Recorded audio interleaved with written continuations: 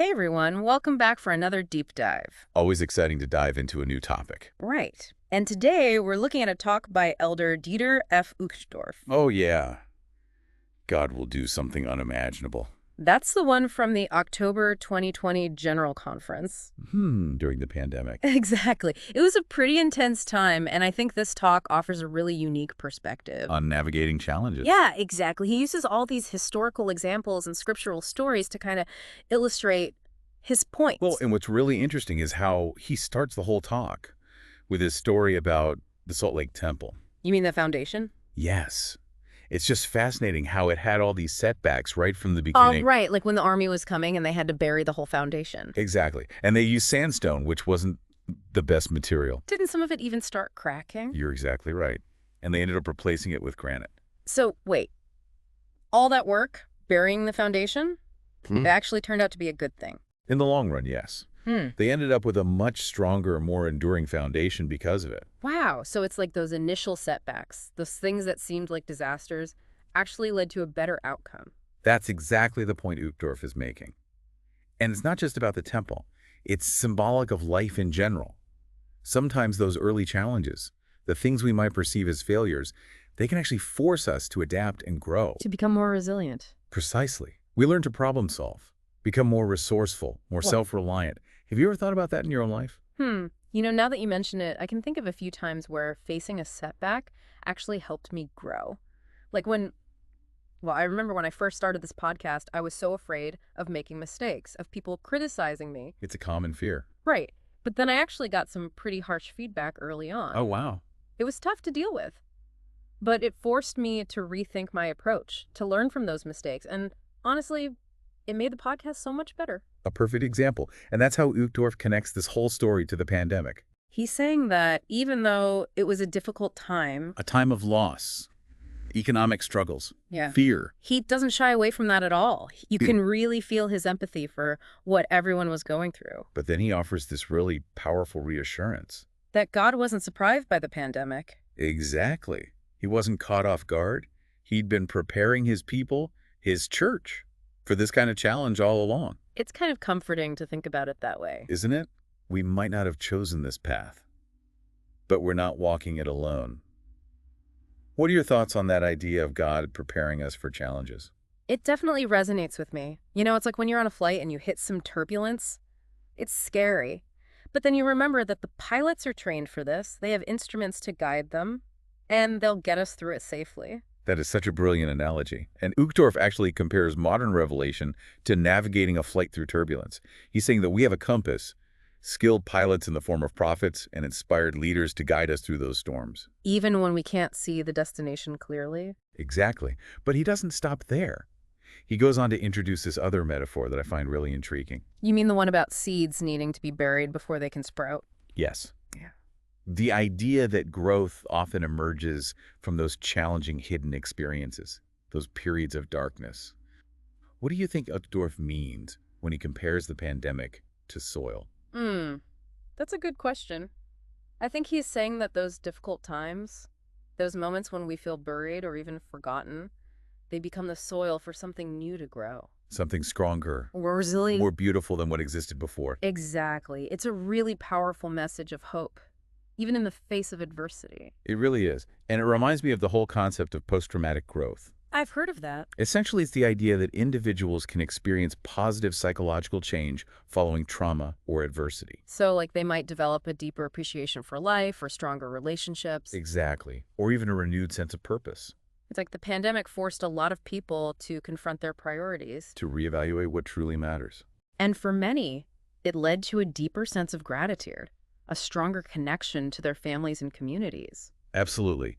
And to illustrate this point even further, Uchtdorf brings in these compelling examples from Scripture. Like Enoch Joseph, the son of Jacob, and Joseph Smith. Each of them faced incredible hardship. Yeah, wickedness, betrayal, imprisonment. But their stories ultimately point to triumph. And not by accident, right? Not at all. These weren't just random trials. They were part of God's purpose, refining their faith, preparing them for greater things. It's amazing how each of them emerged stronger and ultimately achieved outcomes that were probably unimaginable to them at the time. It really is. And it reminds us that God has a plan, even when we can't see the full picture. He can use adversity for growth. And Uchtdorf emphasizes that we're not just meant to endure, but to emerge stronger. That's where this idea of fishing on the other side comes in, right? This willingness to embrace new approaches, to trust in God's guidance, and be open to unexpected solutions. A great segue. But why don't we pause here for a moment? When we come back, we'll explore how this idea, fishing on the other side, applies to our own lives, and how we can find those granted opportunities in the midst of challenges. So, that story about the disciples fishing on the Sea of Galilee. Yeah, what about it? Well, it's fascinating how it connects to this whole idea of adaptability innovation, especially in a religious context. You're right. They were literally right there with Jesus, and yet they still needed a little push to try something new. They'd been fishing all night. Coming up empty. And then Jesus says, cast the net on the other side of the boat. It's such a simple instruction. But it completely changes everything. They were suddenly overwhelmed with fish. Just because they were willing to shift their perspective to try something new. It makes you wonder, do we sometimes need to be shaken out of our routines? Push beyond our comfort zones in order to see new possibilities? I think so. And Uchtdorf applies this directly to the church's experience during the pandemic. He talks about how it forced them to embrace new technologies, new ways of connecting with people. Like they had to think outside the box. Exactly.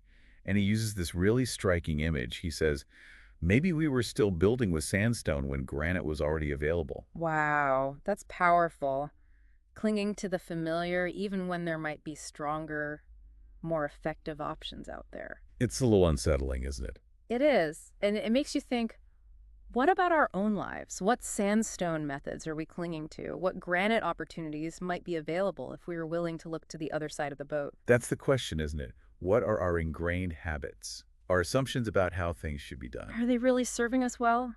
Or are they holding us back? Uchtdorf seems to be suggesting that adversity can be the catalyst for that kind of reflection. It forces us to reevaluate, to get creative, to try new things. And in that process, we might just discover hidden strengths, untapped potential. Maybe even find a completely new direction for our lives. It's about trusting that God can work through those unexpected situations, that he can use them to lead us to something better. You know, this reminds me of that C.S. Lewis quote, "Hardships often prepare ordinary people for an extraordinary destiny." I think that applies here. Absolutely. That's at the heart of Uchtdorf's message. God has a plan. He uses adversity for growth, and he often works in ways that we can't even imagine. But we have to be open to those possibilities, right? Willing to step outside our comfort zones. Right. But some people might say, well, wait a minute. Isn't that just blind obedience? How do we know when it's God's guidance and not just someone else's idea? That's a good point. How do we discern that? It's about seeking personal revelation, studying the scriptures, listening to the counsel of those we trust, like prophets and inspired leaders. It's about being sensitive to the Spirit. Exactly. And being willing to follow those promptings, even when they lead us in a direction we weren't expecting. Uchtdorf ends his talk with a really powerful call to action. He reminds us that this is the Lord's work. And that we are invited to participate, to find his way of doing things. And to have faith, to trust in his guidance, especially during times of uncertainty and fear. He assures us that Christ is at the helm. And that things will not only be all right, they will be unimaginable. It's not about sitting back and waiting for things to happen, though. Right. It's about active engagement, seeking guidance, taking those steps of faith, even when we can't see the full picture. God doesn't just want us to survive. He wants us to thrive. To experience joy, growth, and those unimaginable blessings that come from aligning our lives with his plan. So as we wrap up this deep dive into God will do something unimaginable, what takeaways are resonating most with you? I think for me, it's that powerful message of growth through adversity. It's not about avoiding challenges, but about using them to become stronger, more resilient, more aligned with God's purposes for our lives. That's beautiful. It connects so well with that metaphor of the seed needing to be buried before it can sprout.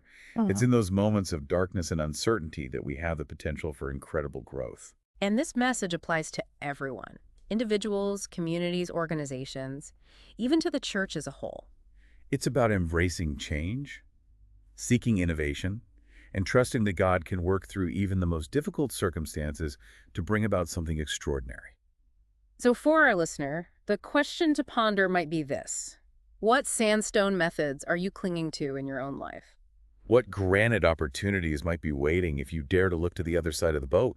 What seemingly impossible thing might God be inviting you to do? It's funny, isn't it, how we can get so comfortable with our routines? Even when they aren't really working for us. Yeah, we cling to those familiar sandstone methods just because we know how to manage them, how to get by. It's almost like we become comfortable with the struggle itself, Right. But that comfort can become a trap. keeping us from reaching our full potential. Makes me think about how we approach problems in general. We tend to fixate on what's not working, on the obstacles in our path. What if instead of focusing on the problem, we asked, what if we tried something completely different? What if we challenged our assumptions about how things should be done? What if we redefined what success even looks like? That's where faith comes in, doesn't it? That willingness to trust in something bigger than ourselves. To believe that even when we can't see the path, God can guide us. And it's not blind faith. It's about actively seeking guidance. Through prayer scripture study, listening to those we trust. Like prophets and inspired leaders. Right. It's about being sensitive to the Spirit. And being willing to follow those promptings. Even when they lead us in a direction we weren't expecting. You know, this reminds me of when I quit my corporate job to pursue this whole podcasting thing. Everyone thought you were crazy. Pretty much. It was terrifying, like Yeah. stepping off a cliff. But that leap of faith forced me to grow in ways I could never have imagined. What a perfect example of casting your net on the other side. Right. And sometimes I think the limitations we perceive, they're self-imposed. What if the only thing holding us back is our own fear of the unknown? That's a good question. It's not always easy to let go of those familiar patterns, those sandstone methods. But that's where the real growth happens. When we step outside our comfort zones, when we dare to cast our nets on the other side. That's when those unimaginable possibilities Uchtdorf talks about can unfold. And those possibilities might not always be what we expect. They might challenge our preconceived notions. Of what success or fulfillment should look like. But if we trust the process, those moments of uncertainty, they can lead to incredible breakthroughs. It all comes back to that idea that God is always working, Always guiding us towards something greater. than we could ever envision on our own. So as we wrap up this deep dive into God will do something unimaginable, The question we leave you with is this. what other side of the boat are you being called to explore? What seemingly impossible thing might God be inviting you to do? Remember, He doesn't just want us to survive. He wants us to thrive. Thanks for joining us. And until next time. Keep diving deep.